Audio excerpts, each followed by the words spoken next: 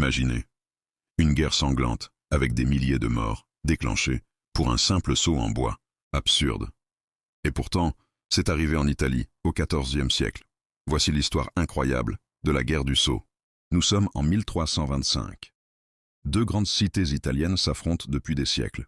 Bologne, fidèle au pape, et Modène, allié du Saint-Empire romain germanique.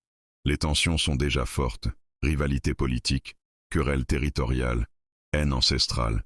Bref, tout est prêt pour exploser. Et un jour, un groupe de soldats de Modène décide de provoquer leurs ennemis de la manière la plus étrange possible. Ils pénètrent dans une fontaine publique de Bologne et dérobent un simple seau en bois rempli d'eau.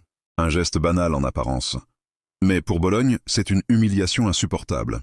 L'affaire du seau devient l'étincelle qui met le feu aux poudres. Bologne mobilise une armée gigantesque de 30 000 hommes. En face, Modène en aligne 7 000 seulement. Mais attention, ce déséquilibre va réserver une énorme surprise. Le 15 novembre 1325, les deux armées se rencontrent près de Zappolino. On s'attend à une victoire écrasante de Bologne, mais c'est l'inverse qui se produit.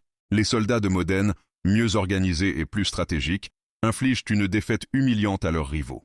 Des milliers de morts pour un seau. Et pour parachever leur victoire, les Modénais plantent le fameux seau en haut de leur tour principale, comme un trophée éternel. Incroyable mais vrai. Le seau est toujours conservé à Modène, dans la Torre della Ghirlandina.